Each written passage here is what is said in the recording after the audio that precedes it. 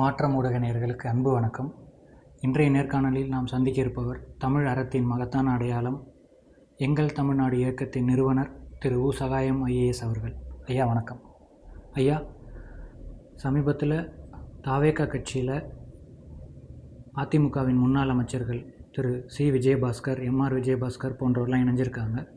அதுலேயும் குறிப்பாக விராலிமலை தொகுதியில் பல ஆயிரம் கோடி ஊழல் செஞ்ச திரு சி. விஜயபாஸ்கர் அவர்கள் தாவேக்கால இணைஞ்சிருக்காங்க. அதோட தலைவர் விஜய் அவர்கள் தூய்மையான ஆட்சி அப்படின்னு சொல்லி இவங்களை இப்போ இணைச்சிருக்காங்க. இதை எப்படிங்க ஐயா பார்க்குறீங்க? உங்களோட கருத்து என்னங்க ஐயா? இப்போ நீங்கள் அதிமுக முன்னாள் அமைச்சர்கள், அதிமுகவை சேர்ந்த முன்னாள் அமைச்சர்கள் புதுக்கோட்டை மாவட்ட விஜயபாஸ்கர், அதே போல் கரூர் மாவட்ட விஜயபாஸ்கர் இருவரும் அதிமுகவிலிருந்து விலகி அவர்கள் தமிழக வெற்றி கழகத்தில் சேர்ந்திருப்பதை நீங்கள் பற்றி கேட்குறீங்க. இவர்களை தமிழக வெற்றி கழகத்தினுடைய தலைவர் திரு விஜய் அவர்கள், தமிழக முதல்வர் திரு விஜய் அவர்கள் தன்னுடைய கட்சியில் சேர்த்து கொண்டது இன்றைக்கு பல்வேறு விமர்சனங்களை அது எழுப்பி இருக்கிறது, உருவாக்கி இருக்கிறது என்பதை பற்றியெல்லாம் நீங்கள் கேட்கிறீர்கள். அது தெரிந்தது தான். இன்றைக்கு திரு விஜய் அவர்கள் முதல்வராக பொறுப்பேற்று நான் லஞ்சத்தை ஒழிப்பேன், பொது பணத்தை நான் தொடவும் விடமாட்டேன், தொட்டவர்களையும் விடமாட்டேன் என்றெல்லாம் அவர் பேசுவது மக்களிடத்தில் பெரிய நம்பிக்கை அது உருவாக்கியதெல்லாம் நாம் அறிவோம். ஆனால் இன்றைக்கு இந்த முன்னாள் அதிமுக அமைச்சர்கள், குறிப்பாக புதுக்கோட்டை விஜயபாஸ்கர் அவர்கள், அவர் பல வழக்குகளிலே, ஊழல் வழக்குகளிலே அவர் தொடர்பு இருக்கிறது, அவர் சம்பந்தப்பட்டிருக்கிறார். அவருக்கு எதிராக குட்கா போன்ற அந்த வழக்குகளெல்லாம் நிலுவையில் இருக்கின்றன. அதே போல வருமானத்திற்கு மீறி சொத்து சேர்த்த நிலையெல்லாம் இருக்கிறது. ஊழலினுடைய உச்சம் தொட்டவராகத்தான் அவர் கருதப்படுகிறார். பணத்தால் எதையும் சாதிக்க முடியும் என்கின்ற எண்ணம் கொண்டவர். இன்றைக்கு கூட அவர் வெற்றி பெற்றிருப்பது விராலிமலை தொகுதியிலே ஒரு வாக்காளர்களுக்கு 2000, 3000 என்று அவர் லஞ்சத்தை அழித்து அவர் இன்றைக்கு வெற்றி பெற்றிருக்கிறார். பெருந்தொகையை இந்த ஊழலால் அவர் சேர்த்து கொண்டிருப்பதாக இன்றைக்கு அறியப்படுகிறது. இன்னைக்கு பார்த்தீங்கன்னா புதுக்கோட்டை மாவட்டத்தில் பல கல்குவாரிகளை அவர் சட்டத்திற்கு மீறி, விதிமுறைகளுக்கு மீறி அவர் நடத்துவதாக, இன்றைக்கு அவருடைய குவாரிகள் இயங்குவதாகவெல்லாம் இன்றைக்கு புகார்கள் வருகின்றன. அது உண்மை. புதுக்கோட்டை மாவட்டத்தில் 2 ஆண்டுகளுக்கு முன்பாக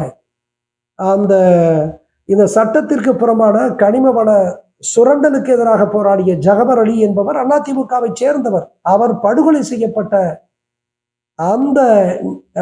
அந்த மோசமான அந்த சூழலில் கூட அவருடைய குடும்பத்திற்கு ஆதரவாக நிற்காது, அதற்கு எதிராக எதிர்வினையாற்றாமல் அமைதியாக கடந்து சென்றவர் திரு விஜயபாஸ்கர் அவர்கள்.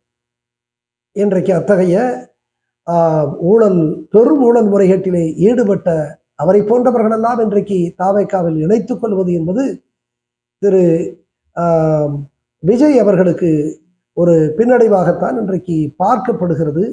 எனவே அவருடைய அந்த நேர்மையான அந்த ஆட்சியை அழிப்பேன் என்று அவர் சொல்லக்கூடிய அந்த அந்த வார்த்தைக்கு அந்த சேதாரத்தை உருவாக்கி விடுவோம் என்கின்ற நிலைதான் இருக்கிறது. எனவே அவர்களை எல்லாம் சேர்த்திருக்கக்கூடாது. உண்மையை சொல்ல போனால் இது போன்ற ஊழலினுடைய உச்சம் தொட்ட இந்த அதிமுகவினுடைய பழைய அமைச்சர்களை எல்லாம் சேர்த்திருக்க கூடாது என்பதுதான் நடுநிலையாளர்களுடைய கருத்தும், அதுதான் நம்முடைய கருத்தும். அதுதான் ஐயா, மேற்கு வங்கத்தில் பாஜகவின் அரசு அதனுடைய முதலமைச்சர் திரு சுகந்து அதிகாரி அவர்கள் எஸ்ஐஆர், அதாவது தேர்தல் சமயத்தில் எடுக்கப்பட்ட அந்த எஸ்ஐஆர் அடிப்படையில் மக்களுக்கு வழங்கக்கூடிய அரிசி, பருப்பு முதலியான உணவுப் பொருட்களையும் அந்த தரவுகளின் அடிப்படையில் யாருக்கெல்லாம் கிடைக்கணும் அப்படின்ற ஒரு இது எடுத்திருக்கிறதா ஒரு செய்தி வந்திருக்கு. இதை எப்படிங்க ஐயா பார்க்குறீங்க?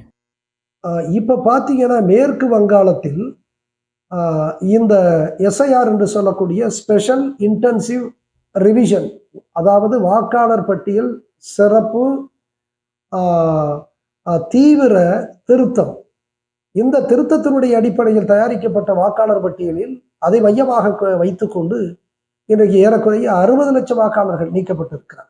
அதில் இந்த ஆவணங்களை, இந்த வாக்காளர் பட்டியலில், குறிப்பாக இந்த எஸ்ஐஆரில் உருவாக்கப்பட்ட வாக்காளர் பட்டியலை வைத்துக்கொண்டு இன்றைக்கு புதிதாக மேற்கு வங்கத்தை பொறுப்பேற்றிருக்கக்கூடிய பாஜக அரசு, மாநில அரசு, குறிப்பாக அதனுடைய முதல்வர் சுபேந்து அதிகாரி, அவர் இன்றைக்கு இந்த வாக்காளர் பட்டியலுடைய அடிப்படையாக வைத்துக்கொண்டு இந்த பயனாளிகளை நிர்ணயிக்கக்கூடிய, உதாரணமாக ரேஷன் உணவுப் பொருள் கூட வழங்கக்கூடிய அந்த தகுதியை கூட ஒரு பயனாளி, ஒரு குடிமகன், அவர் ரேஷன் அட்டையை வாங்குகிறார், உணவுப் பொருட்களை வாங்கக்கூடிய ஒரு நிலை இருக்கிறது என்றால் அதற்கு கூட தகுதி, அந்த தகுதிக்கான அடிப்படையாக இந்த தீவிர சிறப்பு திருத்த வாக்காளர் பட்டியல், அந்த வாக்காளர் பட்டியல் அடிப்படையாக வைத்து இன்றைக்கு பயனாளிகளை தேர்வு செய்வதும் நீக்குவதுமாக இருக்கக்கூடிய நிலை இருப்பதாக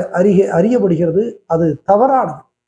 ஏனென்றால் அது குடியுரிமை ஆவணம் அல்ல. குடியுரிமை நிர்ணயிப்பது என்பது அது உள்துறை தொடர்பானது. ஆனால் இன்றைக்கு வாக்காளர் பட்டியல் என்பது இந்திய தேர்தல் ஆணையம் தொடர்பானது. எனவே இந்திய தேர்தல் ஆணையம் ஒரு குடிமக்களினுடைய அல்லது மக்களுடைய குடியுரிமை நிர்ணயிக்கக்கூடிய பணி அது செய்யவில்லை.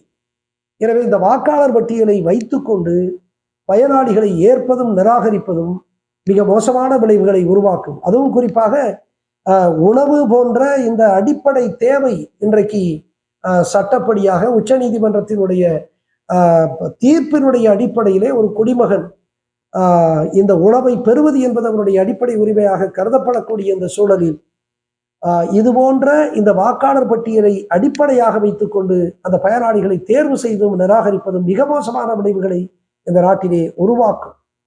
அதுவும் இன்றைக்கு மேற்கு வங்கத்தில் தொடங்கப்பட்டது. இன்னும் சில மாநிலங்களிலே, பீகார் போன்ற மாநிலங்களிலே கூட அதே நிலையும் அதே அறிவிப்பும் செய்திருக்கிறார்கள் என்று அறியப்படுகின்ற பொழுது ஏழை மக்கள் நாளை இந்த ரேஷன் கடைகளில் உணவுப் பொருள் வாங்க முடியாத நிலையை ஏற்படுத்தும்.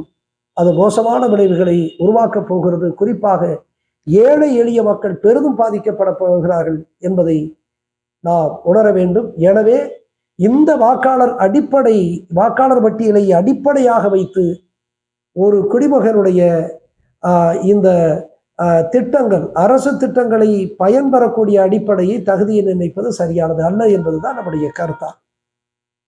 ஐயா, தங்களோட பொன்னான நேரத்தை ஒதுக்கி மாற்றம் ஊடகத்திற்கு காணொளி அளித்தமைக்கு மிக்க நன்றி. இது போன்ற மேலும் காணொளிக்கு மாற்றம் ஊடகத்தை லைக் பண்ணுங்கள், ஷேர் பண்ணுங்கள், மறக்காமல் சப்ஸ்கிரைப் பண்ணுங்கள். நன்றி, வணக்கம்.